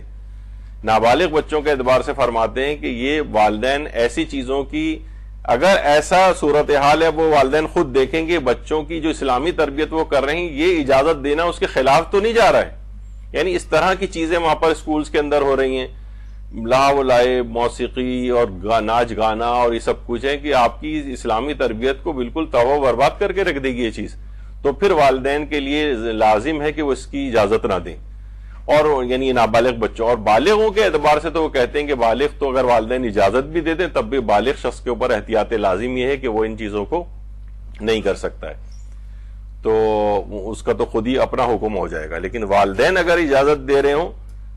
تو پھر یہ دیکھا جائے گا کہ ان کا یہ اجازت دینا اسلامی ان کی تربیت کے خلاف تو نہیں ہو رہا ہے، اگر تربیت کے خلاف ہو رہا ہے تو اجازت دینا جائز نہیں ہے۔ لیکن اگر والدین دیکھ رہے ہیں کہ نہیں اس قسم کا ماحول نہیں ہے اور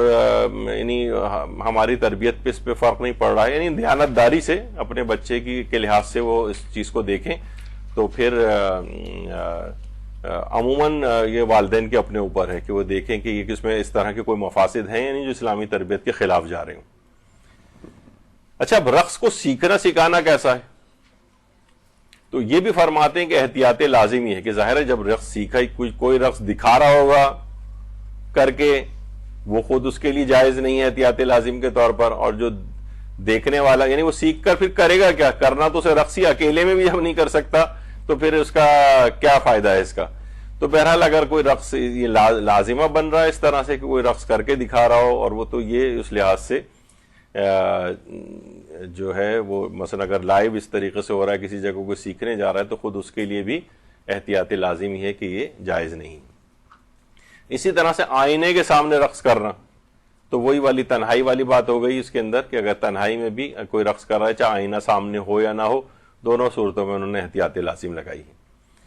لائیو رقص دیکھنے کا فقہی حکم، لائیو اور ٹی وی دونوں کے اوپر، جیسے ابھی ایک ہوتا ہے لائیو رقص دیکھنا اور ایک ہے ٹی وی پر رقص دیکھنا، آغا سیستانی تو فرماتے ہیں دونوں میں کوئی فرق نہیں ہے، دونوں میں احتیاط لازم کی بنا پر جائز نہیں۔ تو اور لائیو کے اندر تو آپ تو خود ہی محفل و لاہو لائیو کا پارٹ بن رہے ہوتے ہیں، وہ ایک اور حرام آ جاتا ہے، بے حجابی اور نفسانی برائیوں کے اندر گرفتار ہونا، وہ تو پورا ایک اور خطرناک پیکیج ہو جاتا ہے۔ اچھا، بہت سے افراد یہ کہتے ہیں کہ جناب ہم غیر لاہوی رقص کریں، اس میں کوئی لاہو و لائب نہیں ہے، بالکل پاکیزہ، نہیں، اس میں بھی احتیاط لازم کے طور پر جائز نہیں۔ اسی طرح ائمہ کی ولادتوں کے جشن میں خوشی سے رقص کرنا، یہ بھی اب شروع ہو گیا ہے، اور ایران کے اندر بھی بہت سی جگہوں پہ ہوتا ہے، پاکستان میں بھی میں نے کچھ کلپس وغیرہ دیکھے ہیں، اس طرح سے امام بارگاہوں کے اندر لوگ ایک رقص جیسی ایک کیفیت جو ہے وہ ہو جاتی ہے، حتیٰ کہ امام حسن مجتبیٰ علیہ السلام کی اللہم صلی علی محمد و آل محمد،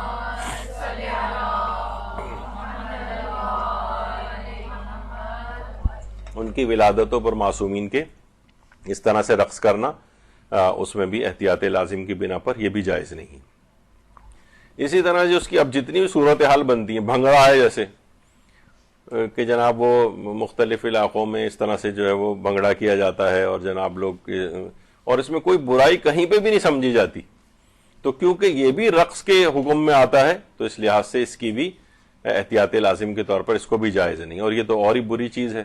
یہ اس طرح سے اگر ہو اس کا نام لینا بھی برا ہے۔ اچھا، اسی طرح ہیجڑوں کا ناچ جو ہوتا ہے، اب تو خیر یہاں پر کم ہو گیا، بچے کی ولادت ہوئی تو ہیجڑے پتہ نہیں کہاں سے پہنچ جاتے تھے اور ڈانس وغیرہ کرنا شروع کر دیتے تھے، تو یہ چاہے کیونکہ خود ان کے اوپر فقہ جو پوری مرتب ہوتی ہے، ان کے الگ فقہی احکام ہیں، ان پہ ایک درس ہمارا یہاں پر ہو بھی چکا ہے، جو خنثی جو ہوتے ہیں ان کے اپنے فقہی احکام کیا ہیں، ان کو میراث کا مسئلہ ان کے کیا ہے، ان کو کیا سمجھا جائے گا، ان کے حجاب کے کیا مسئلے ہیں، ان کے حج کے کیا مسئلے ہیں، یہ بھی یہاں پر ڈسکس ہو چکے ہیں۔ تو اسی طریقے سے ان کے اوپر بھی واجب ہوتا ہے کہ یہ بھی ڈانس نہ کریں لوگوں کے سامنے، اور لوگ جو طرح سے دیکھتے ہیں ان کو، تو بہرحال ایک لاہو و لائب ٹائپ کی ایک وہ ہو جاتی ہے اس میں۔ تو ہیجڑوں کا جو ناچ ہے یہ بھی احتیاط لازم کی بنا پر جائز نہیں۔ لوگ کہتے ہیں اچھا کلاسیکل ڈانس، تو کلاسیکل ڈانس ہو یا کوئی اور نان کلاسیکل ہو، اس میں بھی یہ احتیاط لازم کی بنا پر جائز نہیں۔ یا کوریوگرافی بھی ایک چیز آج کل آ گئی ہے، رقص کے ذریعے خاکہ کشی، اور اس کی تعریفات آپ دیکھ لیجئے گا، کوریوگرافرز ہوتے ہیں، کوریوگرافی، تو اس کے اندر بھی احتیاط لازم ہے کہ یہ بھی جائز نہیں۔ اچھا، لوگ کہتے ہیں بھائی دوستوں کے ساتھ ہو گیا، خوشی میں کھڑے ہو کے سب لوگ ایک دوسرے کے ہاتھ میں ہاتھ ڈال کے کچھ رقص ہلکا پھلکا سا، اگر اس پہ بھی رقص کا اطلاق ہوتا لوگ کہیں گے ہاں یہ لوگ رقص کر رہے ہیں، تو احتیاط لازم کے طور پر وہ بھی جائز نہیں ہوگا۔ یہ ایک ہی جگہ کھڑے ہو کر ہلکے ہلکے ہلنا، لوگ کہتے ہیں اکثر، میں نے تو خیر ایسا نہیں دیکھا، لیکن جن سے میں نے ڈسکس کیا لوگ کہنے لگے ہاں ہمارے ایک اداکار تھے، اداکار محمد علی، وہ بیچاری ہیروئن ہی رقص کرتی رہتی تھی، وہ اکیلے کھڑے ہوئے بس ہلکا ہلکا سا ہل لیتے تھے خالی، تو چاہے لیکن لوگ اس کو بھی کہیں کہ ہاں یہ رقص کر رہا ہے، چاہے وہ ہلکے ہلکے کیوں نہ ہل رہے ہوں۔ یا مثلا محمد علی کے لیے باکسر جو ہے وہ ایک لحاظ سے وہ اس میں کرنا، رنگ میں کرنا شروع کر دیتے تھے رقص جیسا، تو ہر وہ چیز جسے عرف رقص کہے، چاہے وہ ہلکے ہلکے سے ہلنے کو اگر کہے کہ یہ رقص والی کیفیت ہو جائے، تو پھر یہ بھی احتیاط لازم کی بنا پر جائز نہیں ہوگا۔ اسی طرح سے ڈانس پارٹیوں میں شرکت کا فقہ حکم، نوجوان اس طرح سے جانے لگے ہیں، اخباروں میں خبریں بھی آتی ہیں، تو بہرحال وہاں پہ بھی یہی ہے کہ وہاں تو پوری مجموعہ گناہان ہوتا ہے، تو وہاں پر بھی جانا جائز نہیں ہے۔ اگر جس شادی یا منگنی کی تقریب میں ڈانس ہو رہا ہو، وہاں پہ شرکت کا فقہ حکم کیا ہے؟ تو آیت اللہ سیستانی خاص طور پہ فرماتے ہیں کہ اول تو اس قسم کی آپ تقریبات میں جائیں نہیں، یعنی اگر جہاں پر ایسا ہو، اور اگر جانا بہت ضروری ہو جائے، یعنی بھائی اوائڈ کر ہی نہیں سکتے، کیا کریں اب جانا ہی پڑے گا، تو آپ ٹھیک ہے، پھر وہی ہے کہ جس قدر اوائڈ کر سکتے ہو کہ اس محفل کا حصہ نہ بنے، کونے خدرے میں کہیں جا کے بیٹھیں۔ اور بھی پھر وہ فرماتے ہیں کہ امر بالمعروف بھی آپ کو پتہ ہے کہ یہاں پر میرا اثر نہیں کرے گا، شادی کی تقاریب میں کہاں اور یہاں یہ سب چیزیں چل رہی ہوں، تو اب کیا ہوگا؟ تو انہوں نے فرمایا پھر یعنی احتیاط لازم کی بنا پر یا احتیاط واجب کی بنا پر ایسا انداز اختیار کرنا ضروری ہوگا کہ لوگوں کو آپ کی ناپسندیدگی اور عدم رضایت کا علم ہو جائے، یعنی آپ اس سے راضی نہیں ہیں، آپ کو یہ چیز پسند نہیں آ رہی، آپ کو ناراضگی کا اظہار کرنا کم سے کم لازم ہو جائے گا۔ تو بہرحال اس قسم کی جو ہیں تقاریب، اس میں جب یہ سوال بھی پوچھا گیا مہاراجے سے، اگر شادی کی ایسی تقاریب میں شرکت نہ کریں جس میں لہو و لعب ہو تو یہ رشتہ داروں کی ناراضگی کا سبب بنتا ہے، ایسی صورت میں ہماری کیا ذمہ داری؟ آیت اللہ سیستانی فرماتے ہیں اگر حرام میں مبتلا رہے ہوں تو وہاں جانا جائز نہیں ہے آپ کے لیے، یعنی خود آپ حرام میں مبتلا نہیں ہو رہے تو پھر وہی ہے کہ اظہار ناراضگی کریں، کہیں کونے خدرے میں بیٹھے ہیں، وہ ایک الگ ہے۔ آیت اللہ خامنئی فرماتے ہیں حرام تقاریب میں شرکت ہر صورت میں جائز نہیں ہے اور نہیں عن المنکر سب پر واجب ہے۔ اور آیت اللہ تقی بہجت فرماتے تھے رشتہ داروں کی ناراضگی کے بہانے حرام الہی کو حلال نہیں کر سکتے، یعنی یہ بہانے بازی ہے آپ کی کہ وہ ہو جائیں گے اور ایسا ہو جائے گا۔ اور ان کو بھی سوچنا چاہیے، آپ دیندار اشخاص کو آپ اس کے اندر بلا رہے ہیں تقریبوں کے اندر، آپ کو پتہ ہے کہ یہ اس میں آنا پسند نہیں کرتے ہیں اور آپ نے جان بوجھ کے یعنی ان کو بلا، تو ان کی اپنی توہین ہے ان کی، اس کا مطلب آپ انہیں کوئی کنسیڈر ہی نہیں کر رہے ان کی دینی شخصیت کو یا کچھ، اور آپ ان کو فسق و فجور کی محفل میں دعوت دے رہے ہیں، یا تو آپ اہتمام کریں اس کو، نہیں کریں ان چیزوں کو۔ اور آیت اللہ ناصر مکارم شیرازی فرماتے ہیں اگر نہی عن المنکر کی استطاعت نہ رکھتے ہوں تو ایسی تقاریب میں شرکت ہی نہ کریں۔ تو یہ سب چیزیں رقص و سرور وہاں پر ہو رہا ہے اور آپ کہہ رہے ہیں کہ بھائی میں تو جانا ہی پڑے گا، تو یہ مسئلہ آپ کے سامنے رہا۔ اور اسی طریقے سے کھیلوں میں وہ چیئر گرلز ڈانس جو ان کا ہوتا ہے وہ تو فسق و فجور اور حرام ہر لحاظ سے اس کے اندر ہوتا ہے، تو وہ دیکھنا بھی جائز نہیں۔ رقص کے ساتھ مختلف حرام کاموں کا جتنا آپ اجتماع کرتے جائیں گے وہ سب حرام رہیں گے، مثلا میوزک کے ساتھ لہوی میوزک بجایا جا رہا ہے، اس رقص کے ساتھ وہ ایڈیشنل ایک گناہ ملے گا آپ کو۔ مکس گیدرنگ ہے، وہ عورت مرد کا مخلوط اجتماع ہو رہا ہے، وہ ایڈیشنل اس کے اندر ایک اور حرام مزید ایڈ ہو رہا ہے، یعنی حرمت بڑھتی چلی جا رہی، اور اس طرح سے جتنے بھی حرام کام اور ایڈ ہوتے جائیں گے۔ تو جب یہ آغا سیستانی سے پوچھا بھی گیا کہ نکاح کی مشترکہ محفل منعقد کرنا جس میں مرد و خواتین جو کہ مسلمان اور غیر مسلم ایک ہی جگہ جمع اور حجاب کی مراعات بھی کی گئی ہو، یعنی باحجاب بھی ہیں سارے، کیا یہ جائز ہے؟ جواب جذبات کو بھڑکانے والی مشترکہ محافل کا انعقاد جائز نہیں ہے، اور ظاہر ہے کہ شادی بیاہ کی محفلوں میں ایسا ہی ہوتا ہے، یہ کہہ رہے ہیں کہ ایسا ہی ہوتا ہے، لہٰذا مشترکہ محفل کے بجائے علیحدہ علیحدہ انتظام ہونا چاہیے۔ اس کو پروموٹ کرنا چاہیے کہ نہیں عورتوں مردوں کے یہ الگ الگ کمپارٹمنٹ ہو جس میں یہ ہو، زور دینا چاہیے لوگوں سے، جب دعوت آئے پوچھیں گے ایسا تو نہیں کہ سب لوگ مکس بیٹھے ہوئے ہوں وہاں پر، اور ان پہ بھی ایک پریشر ڈالنا چاہیے، ورنہ عام طور پہ ہمارے یہاں نہیں ہوتا اور جو جیسا آئے اس کو ایکسیپٹ کر کے وہاں پہنچ جاتے ہیں۔ اور صرف یہی نہیں بلکہ تعلیمی اداروں کے لحاظ سے بھی آغا سیستانی سے پوچھا گیا کیا مسلمان عورت کے لیے مغرب و ممالک کی کو ایجوکیشن یونیورسٹیز میں داخلہ لینا جائز ہے؟ یہ اس میں مسلمان ممالک بھی شامل کر لیں آپ، جبکہ وہاں طلبہ و طالبات آپس میں گھل مل کر رہتے ہیں اور شرعی حدود کی رعایت نہ کرتے ہوں۔ تو انہوں نے جواب دیا اگر اپنے دین کی سلامتی اور اپنے شرعی وظیفے کی ادائیگی کے بارے میں اطمینان رکھتی ہوں تو جائز ہے۔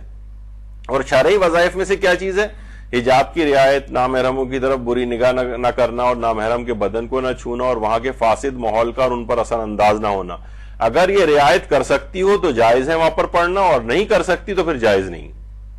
یعنی صاف بات ہے، یعنی اس میں یہ نہیں ہے کہ ہر صورت میں بالکل ایک عمومی اجازت دے دی گئی ہو، ان شرطوں کی پابندی ہوگی تو اس کی اجازت ملے گی۔ اور جیسے ہم نے پچھلی دفعہ کہا تھا کہ عورت گھر سے باہر نکل کے کام کرنے جائے گی تو شرائط کی پابندی کے ساتھ آپ کو اجازت ملے گی۔ اسی طریقے سے ان کو ایجوکیشن یونیورسٹیز میں بھی یہاں پر عام طور پر دیکھنے میں آ رہا ہے کہ چیزوں کی رعایت نہیں کی جا رہی۔ اسی طرح سے ایک مسئلہ اس میں آتا ہے قوالی میں حال آ جاتے ہیں لوگوں کو اور اچھلنا کودنا، لیکن وہ اس کو عام طور پر رقص نہیں کہا جاتا، وہ بھی ظاہر ایک دماغی اعتبار سے ایک عجیب ایک کیفیت ہوتی ہے، عموماً قوالیوں کے اندر حال آ جاتے ہیں لوگوں کو۔ تو بہرحال یہ کہ وہ کیونکہ رقص والی کیفیت نہیں ہوتی، بس آدمی اٹھ کے الٹی سیدھی حرکتیں کھڑے ہو کے کرنے لگتا ہے، تو رقص کا اطلاق نہیں ہوتا، تو رقص کی حرمت کا تو بہرحال اس کے اوپر حکم نہیں آئے گا۔ اچھا، اسی طرح سے نابالغ بچوں کا رقص، نابالغ بچے، ابھی وہ تو اس سے پہلے آپ نے اسکول وغیرہ کا سنا، لیکن نابالغ بچوں کے رقص، اگر نابالغ بچہ خود ہی رقص کر رہا ہے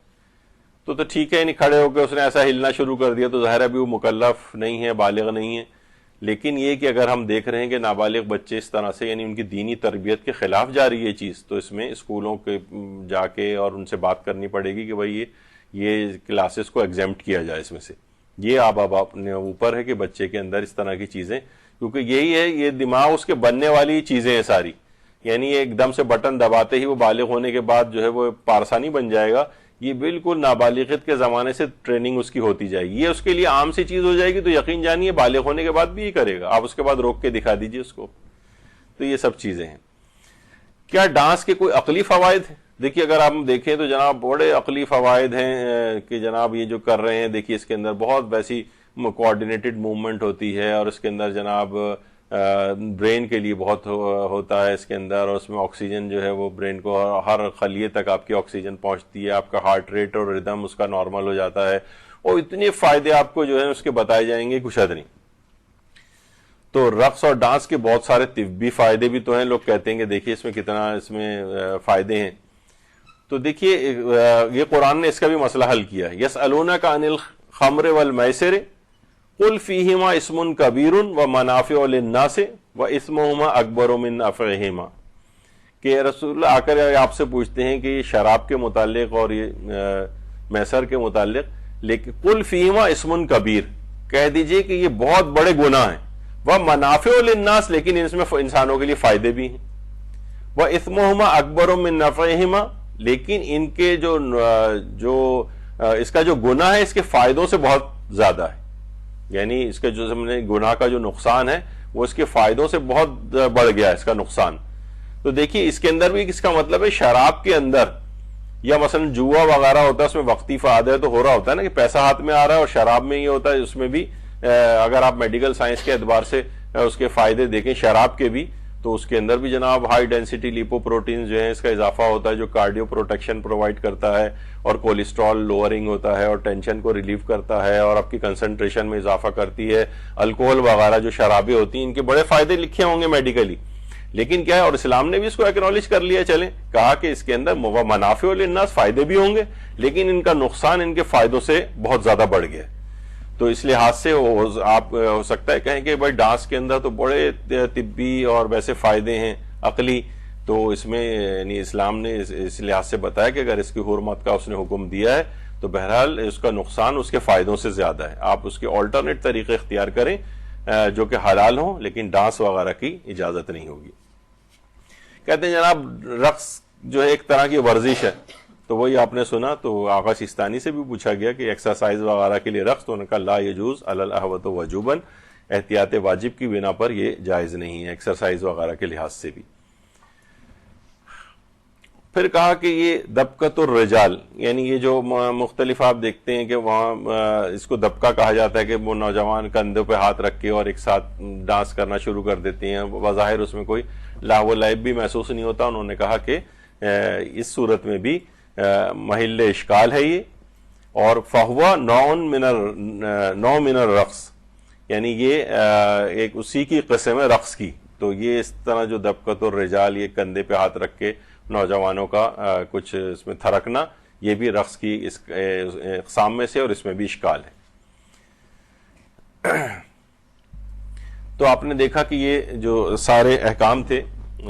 ہم بہت تیز رفتاری کے ساتھ اس کے اندر گزرے، اور لیکن اس میں نتیجہ آخر میں اس کا کیا نکلا کہ آغا سیستانی تقریباً ان کا جو نظریہ بیان ہوا کہ احتیاط واجب کے طور پر ہر وہ چیز اس پر رقص کا اطلاق ہو وہ احتیاط واجب کے طور پر جائز نہیں۔ اور آیت اللہ خوئی اور آیت اللہ خامنئی فرماتے ہیں کہ اس سے مربوط جو جڑے ہوئے حرام کام ہیں اس کی بنا پر، کیونکہ وہ عام طور پر رقص کے اندر وہ سب چیزیں شامل ہوتی ہی ہیں، کوئی آپ دیکھیں ٹی وی جس مورد ابتلا جو مسئلے ہیں ان میں وہ چیزیں کیونکہ ہوتی ہیں، تو لہٰذا ان کے فتوے کے لحاظ سے بھی یہ چیز جائز نہیں ہوگی۔ اور فواہشات کی اس کے اندر بہت زیادہ کثرت ہو گئی ہے، تو جتنی بھی طریقہ کار ڈانس کے اور مختلف جو چیزیں اور حکم احکام ہر لحاظ سے جو اس سلسلے میں پائے جاتے ہیں وہ سب آپ کے سامنے بیان ہو گئے۔ بہرحال معاشرے کے اندر دیکھیے یہی ہے کہ اس میں ابھی جو سننے میں آیا کہ کون سی جو وہ چیز وائرل ہوئی ہے، تو اس کے اندر بھی یہی سب چیزیں ہیں کہ دیکھیں اس میں فسق و فجور عام ہو رہا ہے، اس میں لوگ خوب زبردست قسم کا پیسے بھی کما رہے ہیں، اور لوگ بھی جو ہیں اس کے اوپر ڈسکشن کر رہے ہیں، لوگ اپنے وقت کو ضائع کر رہے ہیں، اس کی دیکھا دیکھی جناب اور لوگوں نے بھی یہ کام کرنا شروع کر دیا، خلاف بولنے والا کہیں بھی معاشرے کے اندر نظر نہیں آ رہے۔ تو ہر شخص کا فریضہ یہ ہے کہ ان احکام کو یہ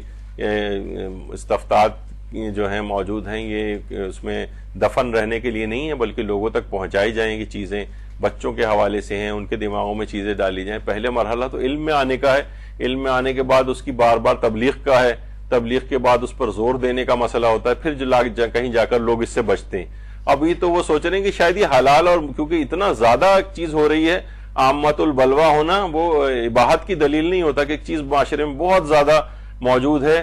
تو ہم یہ کہیں کہ جناب یہ تو چیز جائز ہوگی، جبھی تو یہ اتنا کوئی بول بھی نہیں رہا ہے، اس کا مطلب ہے جائز ہے. جبھی ہر کوئی بالکل آزادانہ طور پر تمام فیملیز بیٹھ کے سب ڈانس وغیرہ ٹی وی پہ دیکھ رہی ہیں، چاہے وہ اخلاق خراب کرنے والے ہوں، سارا سوشل میڈیا غالباً ان سے بھر گیا ہوگا اب تک. تو یہ سب چیزیں جو ہیں یہ آہستہ آہستہ انسان کی روح کو خراب کرنے والی ہیں، اور وہ دیگر حرام کاموں کی طرف، یہ ایک ٹرین ہے گناہوں کی جو ایک کے بعد ایک مراحل کے اندر داخل ہوتی. اس کو ہمیشہ انفینسی بچپنے کی حالت ہی میں ان چیزوں کو روکنا ہوتا ہے، ورنہ جب یہ تناور درخت بن جاتے ہیں تو پھر ان کی جڑیں کاٹنا بہت مشکل ہو جاتا ہے. تو یہاں پر ہماری گفتگو اختتام پذیر ہوئی، اور اگلا لیکچر انشاءاللہ مولانا سعد علی شاکری صاحب قبلہ تشریف لے آئے ہوں گے تو وہ دیں گے آپ کو. جلدی پانی وغیرہ پی لیجیے آپ. صلی اللہ علی محمد وآلہ الطیبین.